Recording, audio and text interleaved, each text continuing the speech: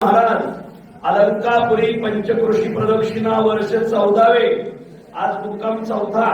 आज आपण चौथ्या मुक्कामाला जात असताना पुणे शहराच्या भोवताली जी काही परमार्थ करणारी आदर्श गाव आहे, त्या आदर्श गावापैकी भवानी तुकाईच्या वास्तव्याने पावन झालेलं संत श्रेष्ठ सावता महाराज, प्रभू रामचंद्र परमात्मा, मारुतीराय आदी आदी दैवतांच्या चिरकाल वास्तव्याने पावन झालेलं पुणे शहरात बाणेर गाव, बाणेर गाव आणि पुण्य पावन बाणेर गावामध्ये संत श्रेष्ठ सावतामाळी मंदिर, इथं आपण दरवर्षी येतो।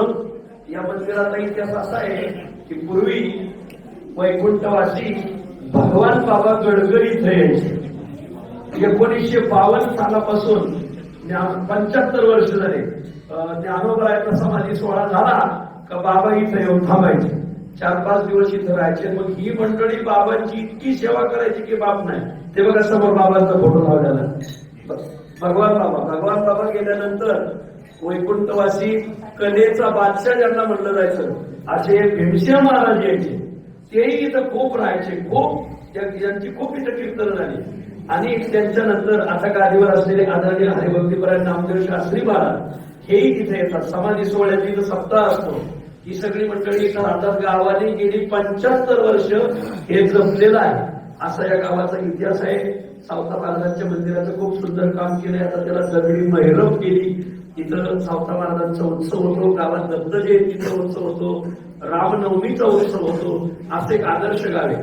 सावता महाराजांचा इतिहास पाहत असताना असं शास्त्रात वर्णन आहे की त्रेतायुगामध्ये जनक राजा विदेही होते। तुकामध्ये राज्य करिता जनक आग्नी माझी एक पाव जळे, जेणे आग्नी माझी घातलाशे पाव नेणता तो राव जनक होता, तुकाराम महाराज म्हणतात। असे पुण्य पावन जनक राजा, आणि जनक राजा विजयी होते, ते निर्गुण साक्षात्कारी होते।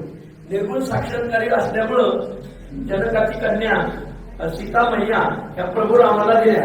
सगुणाचं दर्शन झालं, पण अंतःकरणामध्ये सगुणाला साठवता आलं नाही, निर्गुणाचा बोध साठवला।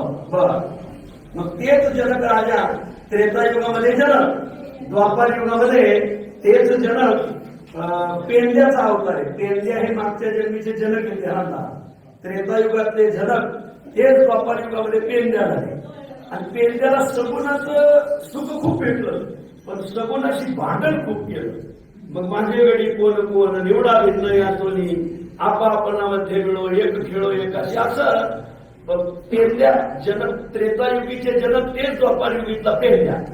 पेंद्याला सगुणाचं सुख खूप भेटलं, पण सगुणाशी भांडण खूप केलं महाराज। आणि मग नका आता मग तुम्हाला सगळे योग गोपाळा असे भगवंताशी भांडण बसला। आणि मग ज्यावेळेस कलियुग सुरू झालं, कलियुगामध्ये आचार विचाराची खूप हानी झाली, राजे भ्रष्ट जेवण झाले, काही दोष घडले। मग ही अवतार घेतले कलिदोष हारावया, आणि मग भगवंताने असता वैकुंठाशी काय सांगे ऋषिकेशी, जाऊनी मृत्यू लोकाशी जड भक्तीशी लावी का भगवंताने ठरवलं की मृत्यू लोकात आता मला भगवंत म्हटले मला अवतार घेण्याला आणखी वेळ आहे, पण आता माझे भक्तजन पाठवतो आणि या लोकांना आचार विचाराची शिकवण देतो। आणि मग कोण कोण मृत्यू लोकात जाणार, कोण कोण जाणार, तर मग प्रत्येकाचा अवतार ठरवला। आणि मग अर्जुन म्हणले मी जातो। अर्जुनाने अवतार घेतला, त्यांचं नाव आहे विसोबा केशव। भीष्माचार्यांनी अवतार घेतला, त्यांचं नाव आहे सेना महाराज। सेना महाराज हे पूर्वयुगातले भीष्माचार्य आहेत।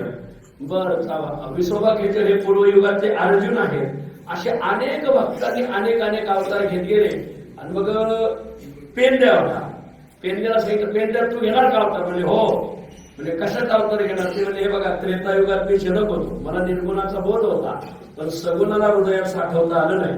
द्वापार युगात मीच पेंद्या झालो, पेंद्या झाल्यावर मला सगुणाचं मला खूप सुख भेटलं, पण सगुणाशी भांडण्यात काळ गेला माझा, भगवान कृष्णाशी भांडण्यात काळ गेला, मला देवाला हृदयात साठवता आलं नाही।